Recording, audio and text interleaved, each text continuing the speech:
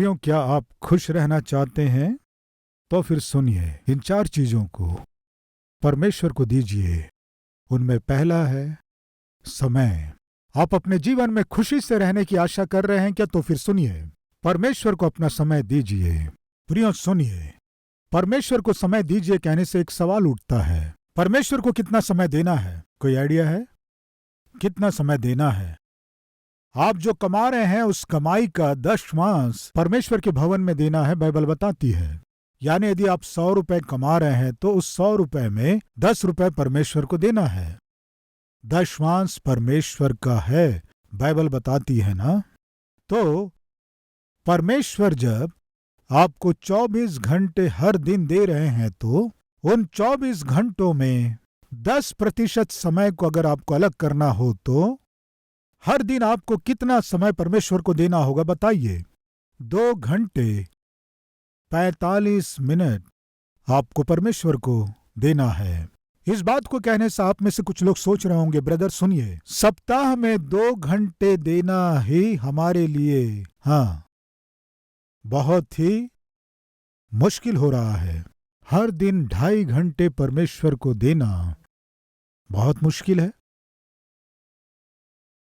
कुछ और कहिए पास्टर जी। क्या?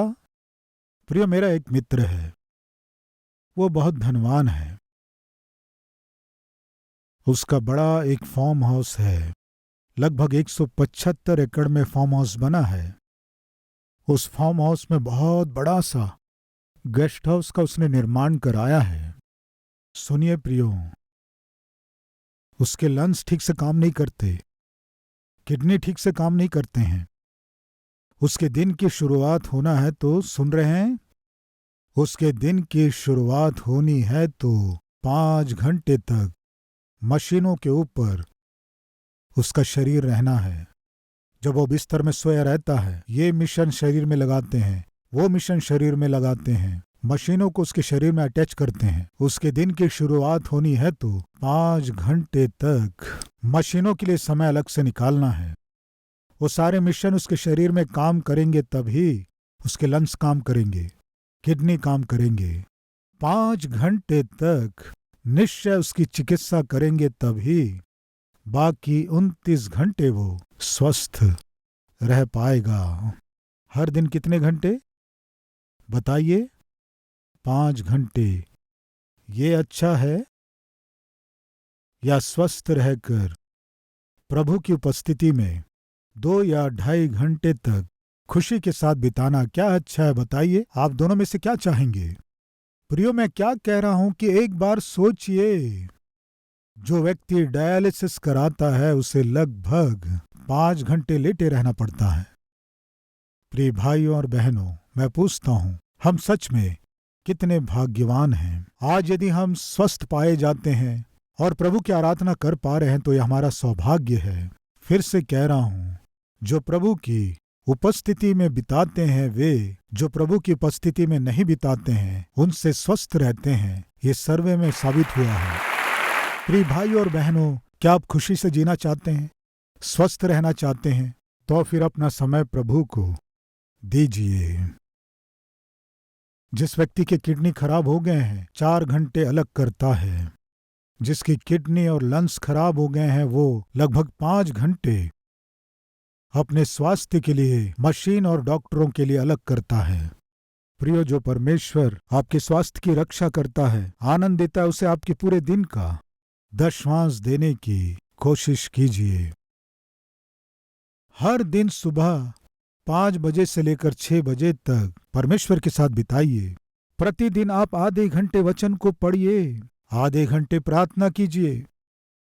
शाम को आधे घंटे 15 मिनट प्रार्थना कीजिए, 15 मिनट वचन पढ़िए और आधे घंटे किसी को भी प्रभु के विषय में बताइए। कुछ ना कुछ कीजिए। हर दिन 2 घंटे या 2 घंटे से अधिक परमेश्वर के लिए समय अलग कीजिए। ये आपके लिए आशीष है। इस सत्य को ना भूलें। हमें यदि खुशी के साथ, आनंद के साथ और सुरक्षित रहना है तो परमेश्वर की उपस्थिति को अनदेखा ना करें। वाल्टेर नाम के एक प्रसिद्ध फिलोसोफर थे, रचनाकार थे, जो संसार में अपने रचनाओं के द्वारा लोगों को बहुत ही प्रभावित किए ये वॉल्टेयर। वे फ्रांस देश के निवासी थे। उन्होंने एक बात कही। प्रिय, उन्होंने क्या कहा था जानते हैं आप? मसीहत को नाश करना तो एक ही एक मार्ग है। क्या है?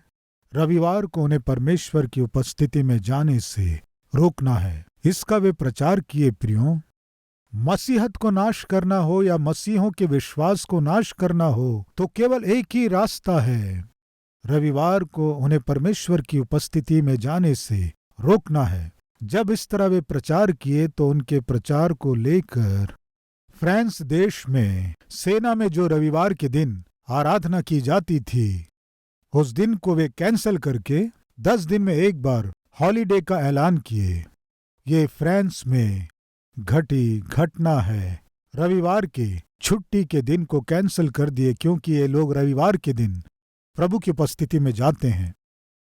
इस तरह कैंसल करके 10 दिन में एक बार वे छुट्टी का दिन ऐलान करने से क्या हुआ जानते हैं?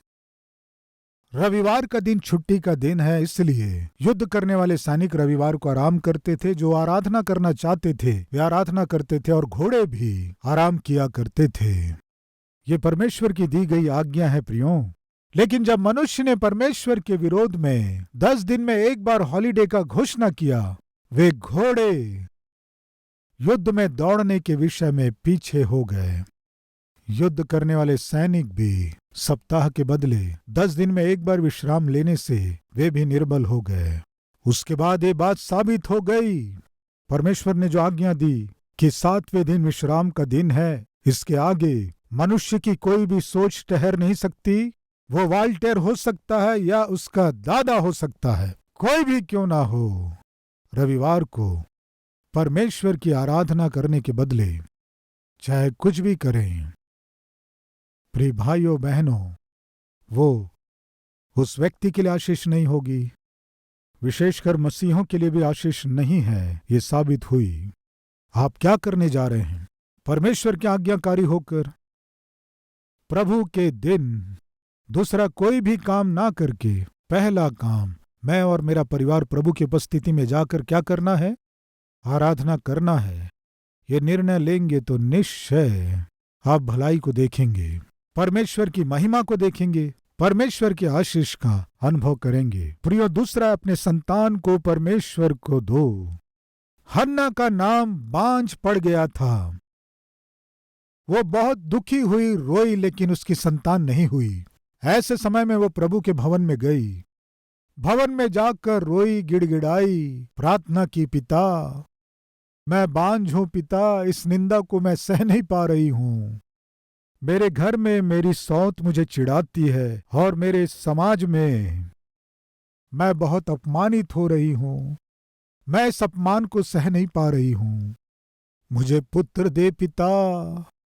यदि तू मुझे पुत्र देगा तो उस प्रथम फल को मैं तुझे वापस लौटा दूंगी। इस तरह वो रोई। परमेश्वर ने क्या किया? उसकी प्रार्थना को सुना।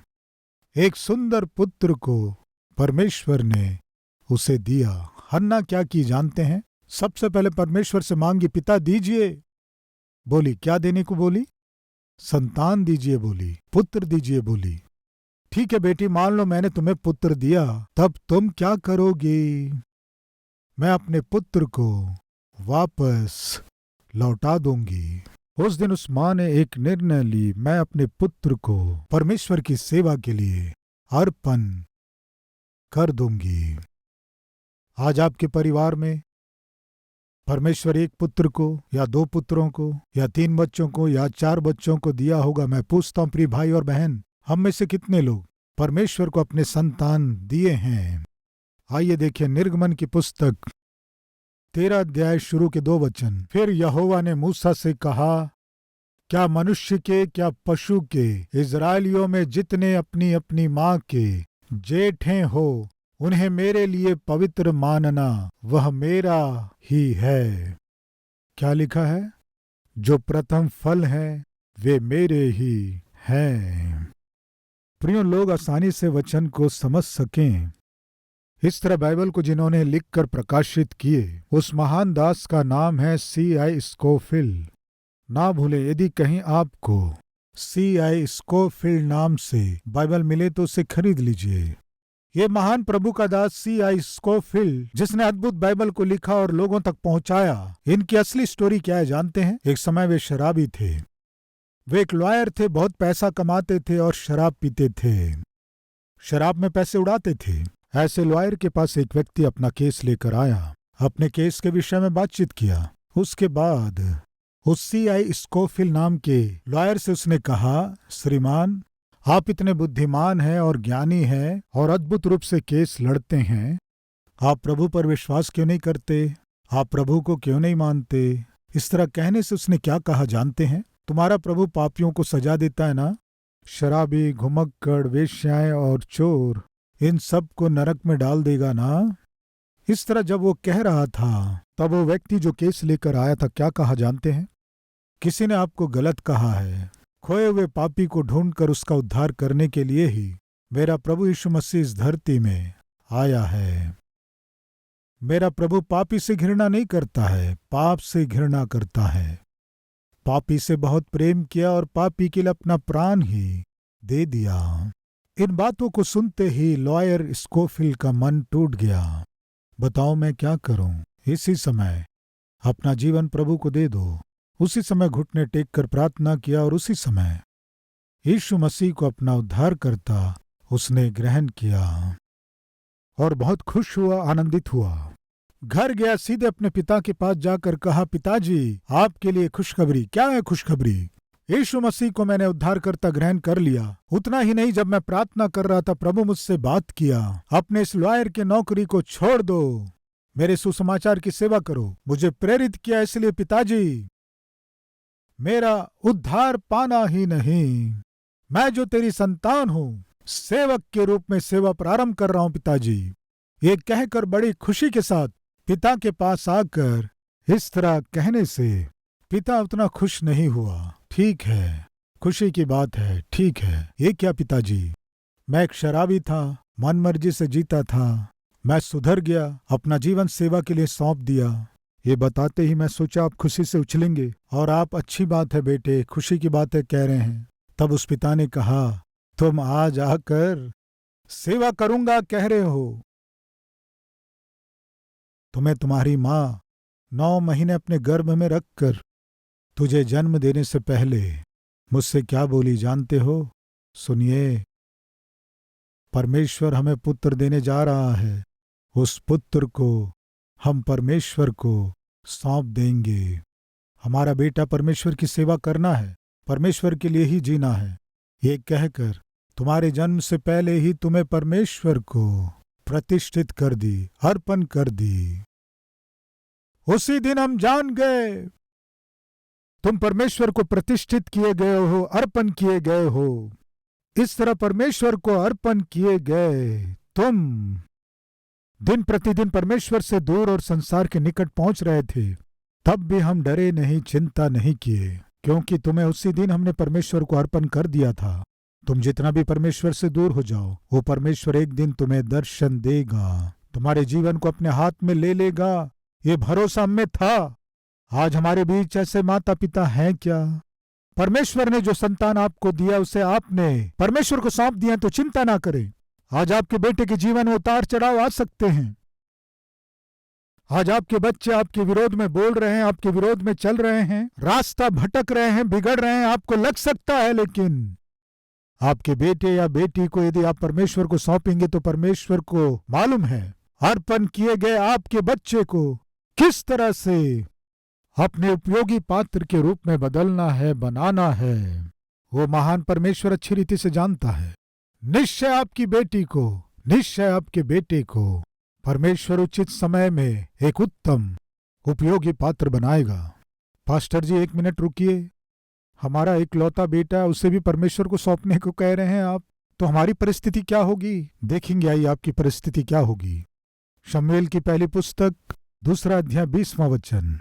एली ने एल्काना और उसकी पत्नी को आशीर्वाद देकर कहा, यहोवा इस बालक के बदले जो उसको अर्पण किया गया है तुझको इस पत्नी से वंश दे। तब वे अपने यहाँ चले गए।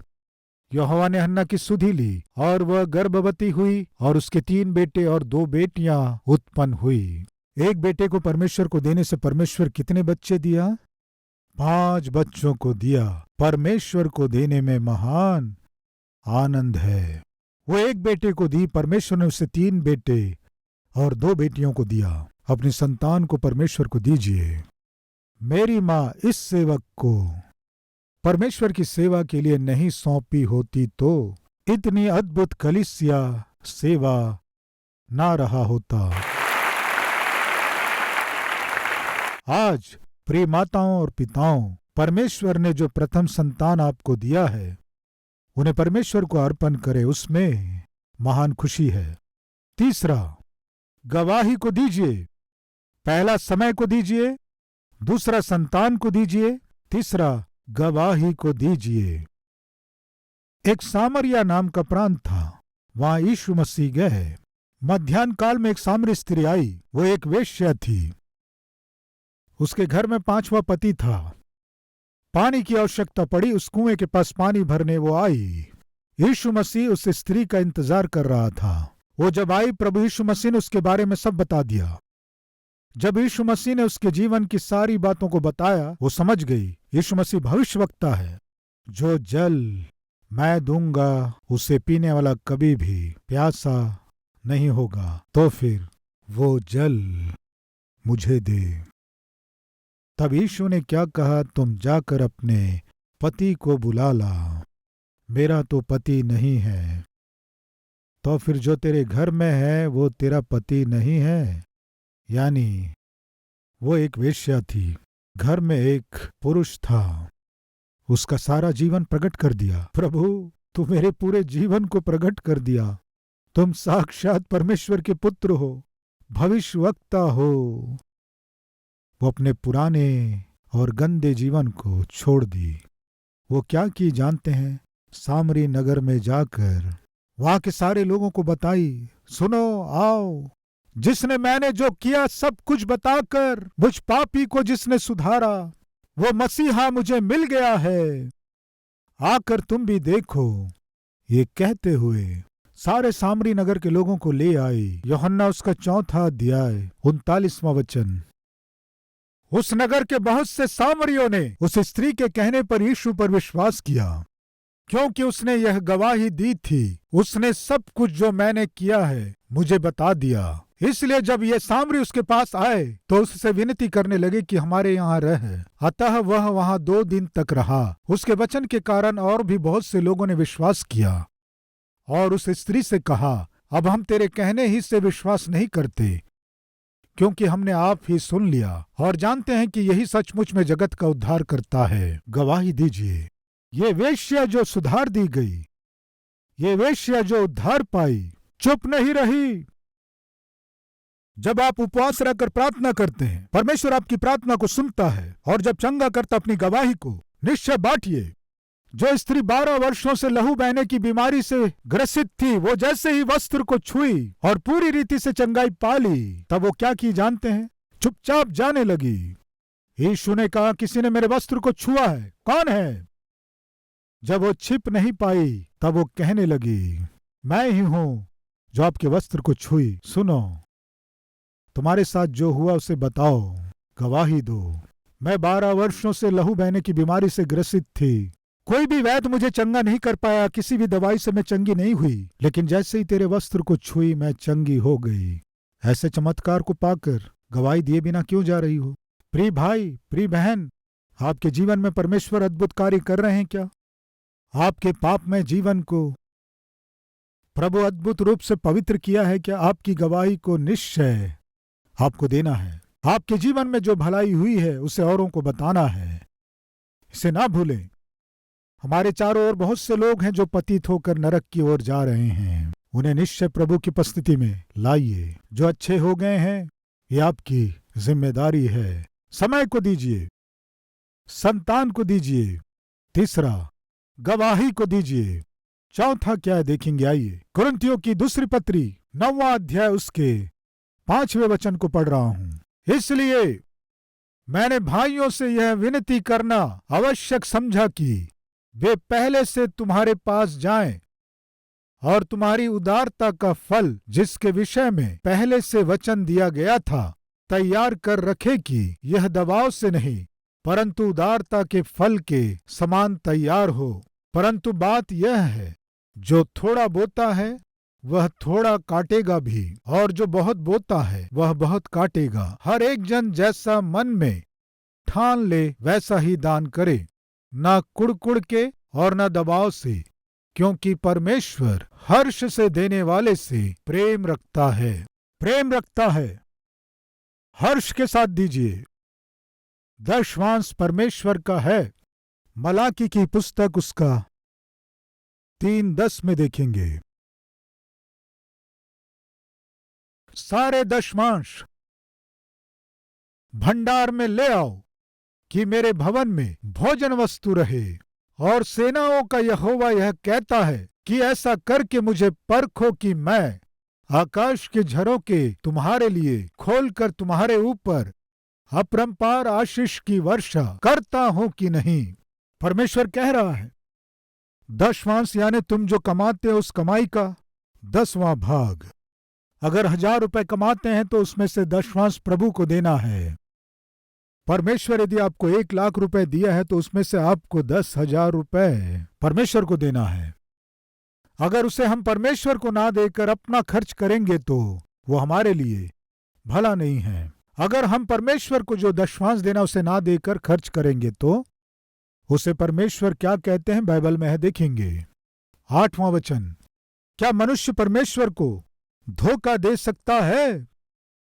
पर देखो तुम मुझको धोखा देते हो और तो भी पूछते हो हमने किस बात में तुझे लूटा है। दशमांश और उठाने की भेंटों में, इन बातों में तुम मुझे लूट रहे हो। प्रियो, जो दशमांश नहीं देता उनमें से हर एक जो परमेश्वर का है उसे चुरा रहे हैं, लूट रहे हैं। परमेश्वर कह रहा है ये हमारे लिए भला नहीं है। जो परमेश्वर का उस दशमांश को चुराना गलत है। प्रियो, परमेश्वर ने कहा दशमांश मेरा है, वो मेरी सेवा के लिए है। मेरे भवन में भोजन वस्तु की कमी ना हो, मेरे द्वारा दी गई आज्ञा है। उस आज्ञा के अनुसार दशमांश को मेरे भवन में लेकर आओ। इस तरह लाकर मुझे परख कर देखो। आकाश के झरोके खोलकर अपरंपार आशीषों की वर्षा मैं तुम्हारे ऊपर करूंगा कहा। प्रियो, क्या ये सही है? परमेश्वर को देने से आशीष देगा क्या? निश्चय परमेश्वर आशीष देगा। विश्वास करने वाले हाथ दिखाएंगे। खुशी से जीना चाहते हैं क्या? समय को परमेश्वर को दीजिए, संतान को दीजिए, गवाही को दीजिए और अंत में हर्ष के साथ दीजिए। आइए हम एक निर्णय लें।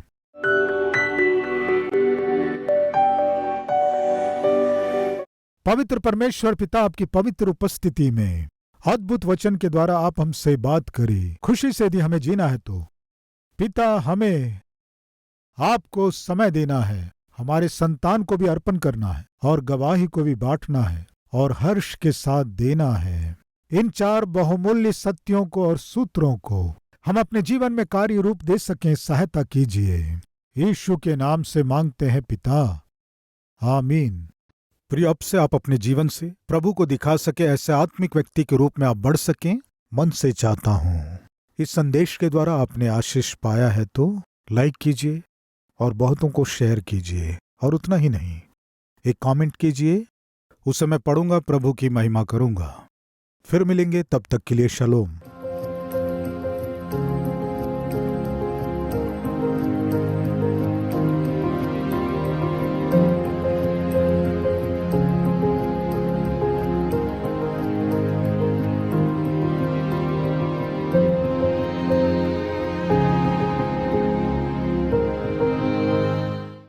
हमारा पता Calvary, post box number 30, Kukatpally, Hyderabad 72।